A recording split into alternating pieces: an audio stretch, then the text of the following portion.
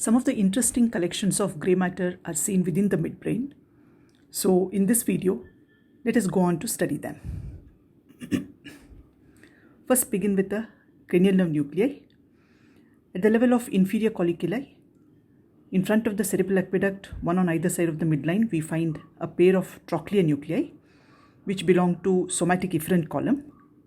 The neurons within these nuclei will supply only one muscle, that is superior oblique, which is one of the extraocular muscles. The nerves which start from here first run laterally, then pass medial to the mesencephalic nuclei, descend towards the midline on the dorsal aspect. Just before they exit, they cross over to the opposite side and exit below the level of inferior colliculi on either side of the frenulum veli. These trochlear nerves are unique in being the thinnest nerve among all the cranial nerves. They are the only nerves which are crossing among both cranial as well as spinal nerves, and they are the only cranial nerves which exit from the dorsal surface. Now coming to lesion to this trochlear nucleus, if the nucleus is having a lesion, then the contralateral superior oblique will be paralyzed. But if the nerve after exiting has a lesion, then the ipsilateral superior oblique will be paralyzed.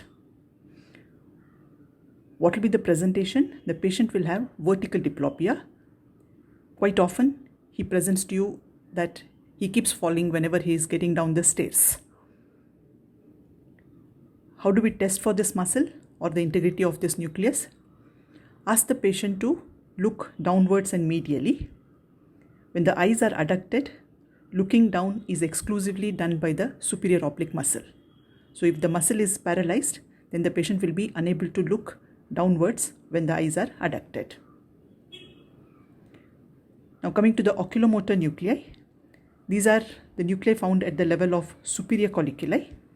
Again, a pair of nuclei in front of the cerebral aqueduct within the periaqueductal gray on either side of the midline, but the medial parts of the two nuclei will have joined together, so it appears as a single mass of grey matter. Within that oculomotor nuclei, we have multiple subnuclei or collection of neurons as subgroups, each group supplying one extraocular muscle. So on the lateral aspect, the dorsal neurons will supply the ipsilateral inferior rectus muscle. The intermediate neurons will be supplying the ipsilateral inferior oblique muscle, and the ventral group of neurons will be supplying the ipsilateral medial rectus muscle. More medial to these three groups, there is a medial subnucleus where the neurons will be supplying contralateral superior rectus muscle. So the fibers which start from this subnucleus will cross over to the opposite side, pass through the medial subgroup on the opposite side, and then exit with the opposite oculomotor nerve and goes on to supply the superior rectus muscle of the opposite side. And then right at the caudal part of this nucleus, we have a caudal central nucleus, which is actually a combined nucleus of both sides. Now that will be supplying the levator palpebrae superioris of both sides. Apart from the oculomotor nuclei, we also have a pair of Edinger-Westphal nuclei or the accessory oculomotor nuclei. These are located dorsolateral to the oculomotor nuclei. They belong to general visceral efferent column.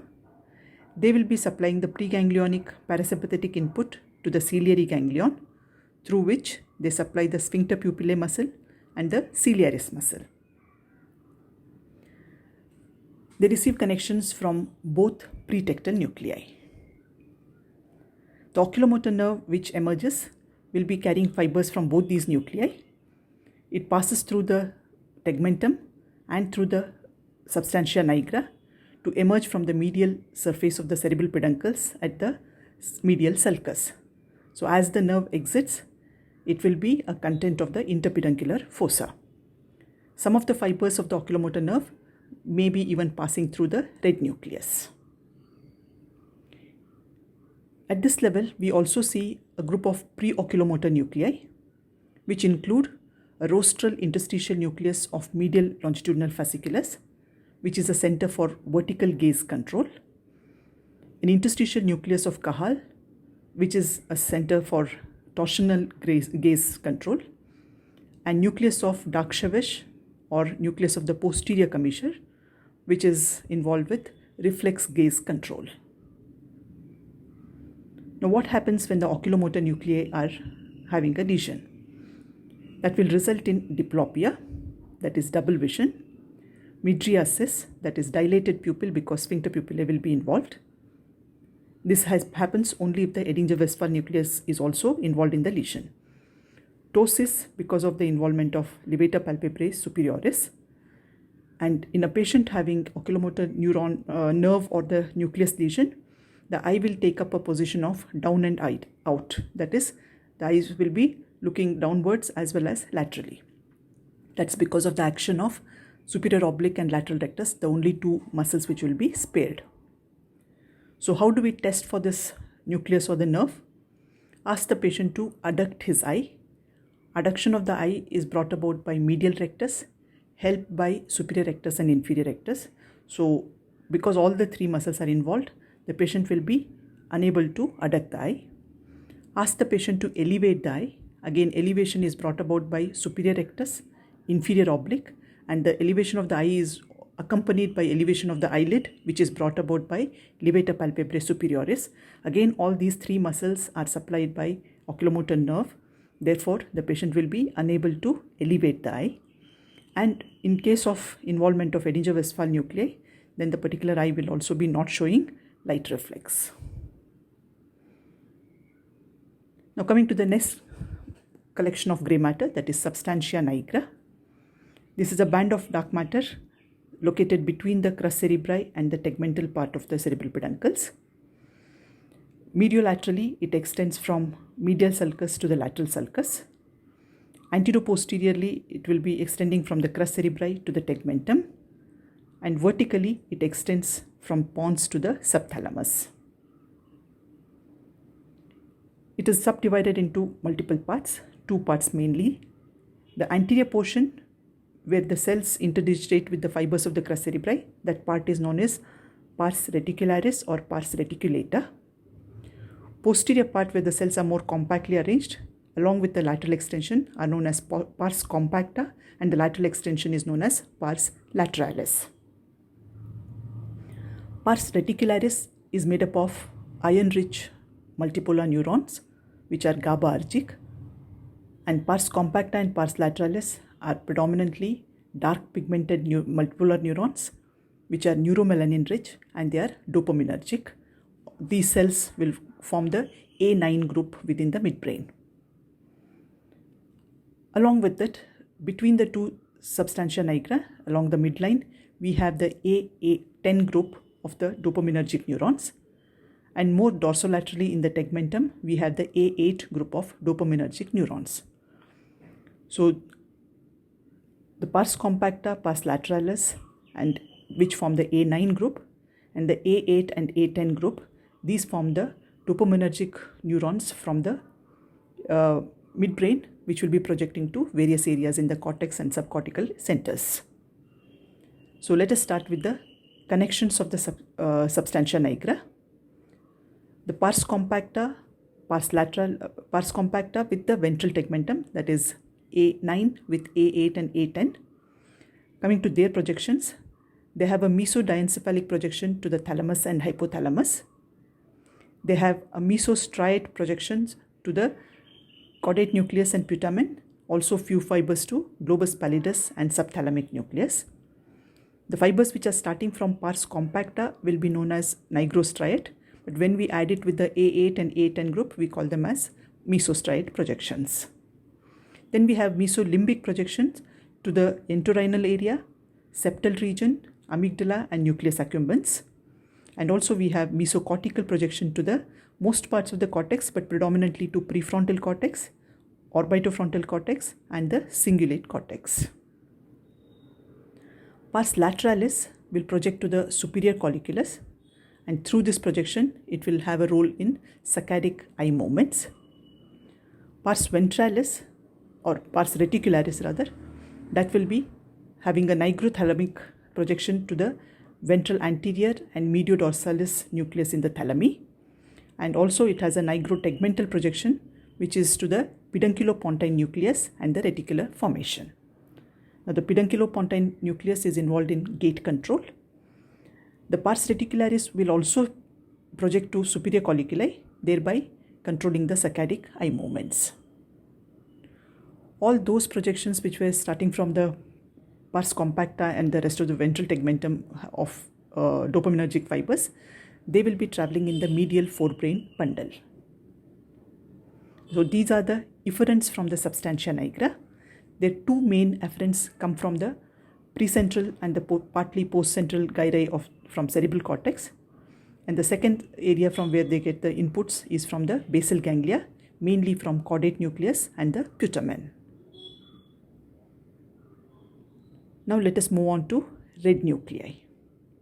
Now red nuclei are found in the tegmentum portion of the midbrain at the level of superior colliculi. They are about 5 millimeters in diameter, prominent and visible to the naked eye in fresh cut sections, having a reddish tinge, and that reddish color is because of the ferric ion in its neurons. It has two parts, a caudal magnocellular part where the neurons are larger and a cranial parvocellular part where the neurons are smaller. The magnocellular part in human beings is much smaller, having barely about 200 to 300 neurons. Parvocellular part is a larger part of the red nucleus in case of human beings. Now coming to the connections of red nucleus, it receives its main input from the ipsilateral cerebral cortex, mainly the motor areas, motor and premotor areas, through corticorubral pathway, and contralateral cerebellum through cerebellorubral fibers. They arise either from the dentate nucleus or from the nucleus globose and emboliformis. It receives inputs also from the globus pallidus, that is basal ganglia, through pallidorubral fibers, and also from the tectum as tectorubral fibers. It has two major outputs. The magnocellular part will project to the contralateral spinal cord as rubrospinal tract. As I told you earlier, in human beings, this fiber pathway is much smaller because of very few the larger neurons in the red nucleus. This is very unlike in case of other primates, which have a much larger group of magnocellular part of the red nucleus. Therefore, they have a robust rubrospinal tract. And in case of corticospinal tract lesion, this rubrospinal tract will take over and they will have much better recovery after the paralysis. Whereas in case of human beings, this output is much smaller, so their recovery following paralysis due to corticospinal tract involvement is much lesser. Now the second major output from the red nucleus is from the parvocellular group. Now that will be projecting to the ipsilateral inferior olivary nucleus through the central tegmental tract. This is one of the major fiber pathway which is involved in motor learning, as we learned when we studied about the connections of inferior olivary nucleus. The other outputs from the red nucleus is to the thalamus, that is ventrolateral nucleus of the thalamus through rubrothalamic tract, also to the reticular formation through rubroreticular, and to the multiple cranial nerve nuclei within the brainstem through rubrobulbar. Now coming to the tectum region, we have a pair of inferior colliculi and superior colliculi. Let us begin with the inferior colliculi here. Now inferior colliculi are actually part of the auditory pathway. Within the inferior colliculus, the parts which we are seeing is a central main nucleus, which is covered on its dorsal aspect by a dorsal cortex, and it is surrounded by lamina of fibers. Now the central nucleus is laminated, that is in the tonotopic arrangement. So different frequencies of sounds are represented in different laminae. And the surrounding lamina of fibers is nothing but the lateral lemniscus coming there, reaching there and relaying in the inferior colliculus. Lesion to the inferior colliculus will result in defects in the tonal discrimination, sound localization, as well as defects in the auditory reflexes. Now coming to the connections of inferior colliculi, its main input comes from the lateral lemniscus and its main output is through the inferior brachium to the medial geniculate body. However, It also sends output to the superior colliculus as well as to the cerebellum through tectocerebellar fibers. It receives input from medial geniculate body as well as from the auditory cortex. Now these two from the inferior colliculus will then project back to the superior olivary nuclear complex or to the cochlear nuclei via the same lateral lemniscus pathway. This probably is involved in modulating the auditory perception. Inferior colliculus also sends fibers and receives fibers from the contralateral inferior colliculus. Now coming to the superior colliculi, these are located at the upper levels as we had seen in the section, and they are involved in visual reflexes. The whole superior colliculus is laminated. It has 7 laminae of alternating white matter and grey matter. So starting from the outside, that is on the dorsal aspect, we have stratum zonale, stratum cinereum, stratum opticum, stratum griseum medium, stratum album medium, stratum griseum profundum, and stratum album profundum. So the first, third, fifth and seventh layers are the white matters. The second layer, fourth layer and the sixth layers are the grey matter. Coming to the connections of the superior colliculi, its main input is from the retina via lateral geniculate body, which will reach it through the superior brachium. It also receives information directly from the visual cortex. It receives information from the contralateral spinal cord through the spinotectal tract and also from the inferior colliculus of the same side. Now if you notice these inputs, you will note that it is receiving visual inputs, it is receiving the temperature and pain information from the spinotectal tract, and it is also receiving auditory inputs from the inferior colliculus. It also receives inputs from locus ceruleus and raphe nuclei and other various reticular formation nuclei.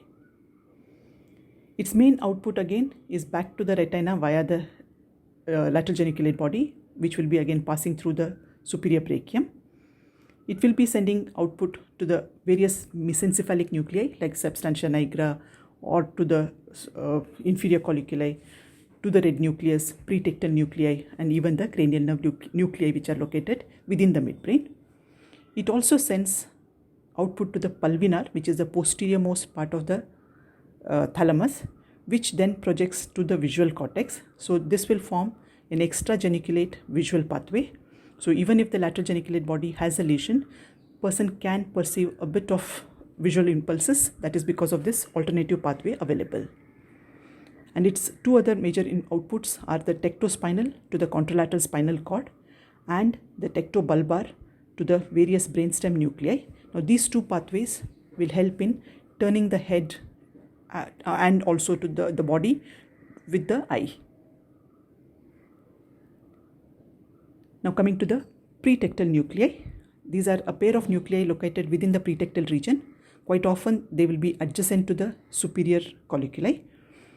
These are ill-defined nuclei getting inputs from visual cortex, retina and superior colliculi, and their main efferents are to the Edinger-Westphal nuclei of both sides. The same side fibers will reach the Edinger-Westphal nucleus by passing through the periaqueductal gray, but to the opposite side it reaches by crossing in the posterior commissure. These pretectal nuclei are involved in light reflex. So lesion to the nucleus will result in a condition called as Argyll-Robertson pupil. In short, the mnemonic as ARP. That ARP will help you remember what is Argyll-Robertson pupil.